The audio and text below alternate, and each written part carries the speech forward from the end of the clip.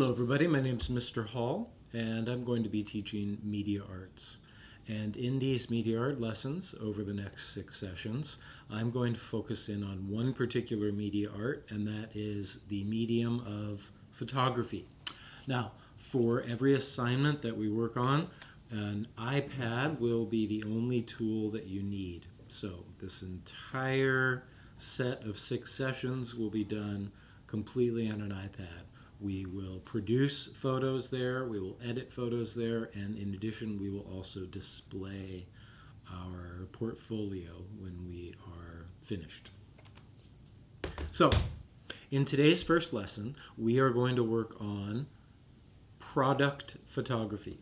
Now, in the business of photography, product photography is an important element. So everywhere you've ever seen a product, whether it's advertised on a billboard, on the side of a bus, in a magazine, a picture online, or a video online, somebody took that photo, somebody took that video.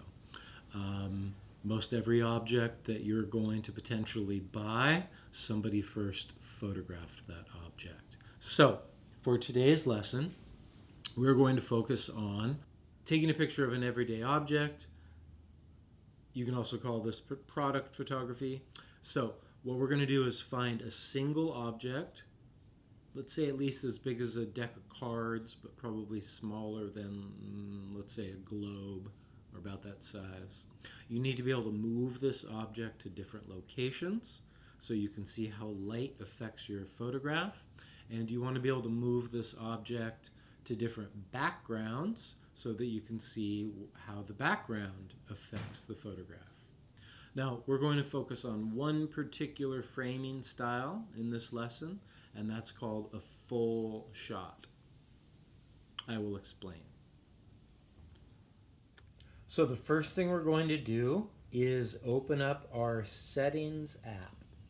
So, in Settings, you're going to want to scroll down on the left-hand side of the screen and find where it says Camera. Camera.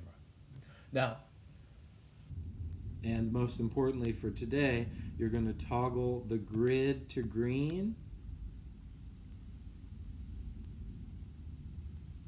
So, once you've completed that, you can hit the Home button and go back out to your home screen.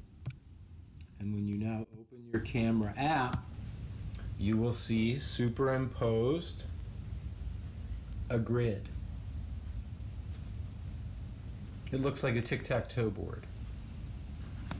Now, when you find your everyday object, in this case I'm using a plushie toy that belongs to my dog, you frame up the everyday object within the camera.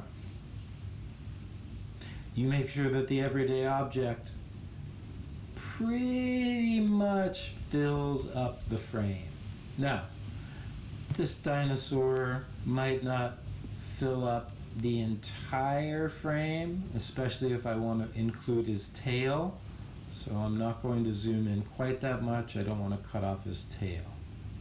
Now there is a little bit of space above his head, a little bit of space below his feet, but that is pretty close to a full shot. Maybe we even prop him up just a little bit more.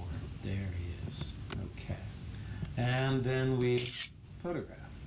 I can come over here, and the light is a little bit different on our object here.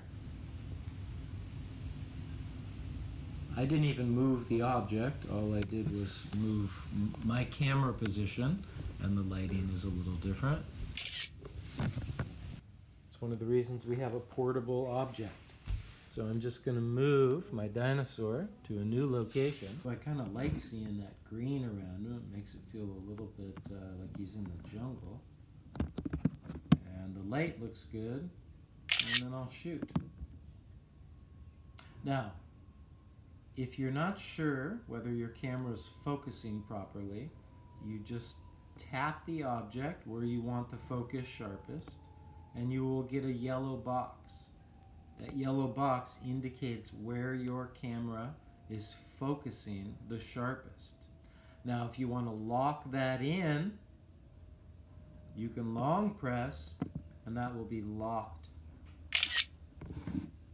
So even as I move around a little bit, it'll make sure to stay sharply focused on the face.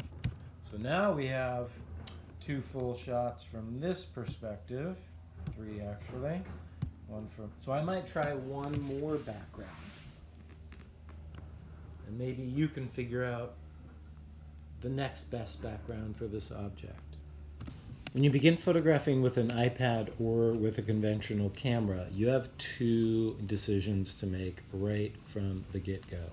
And that is whether you're going to shoot in landscape orientation, which makes for a wider shot, wider than it is tall. This is how almost every computer these days is set up. This is how TV screens are set up. This is how movie screens are set up.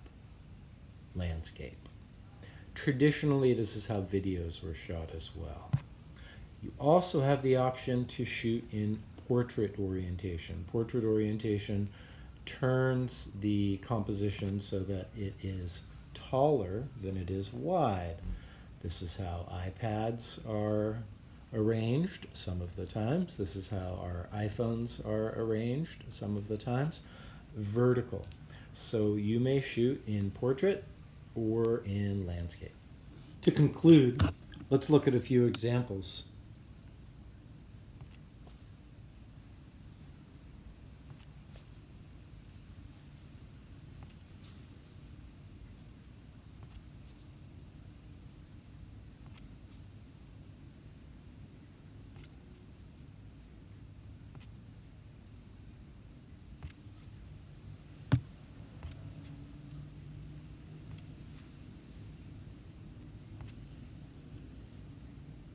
Okay, everybody.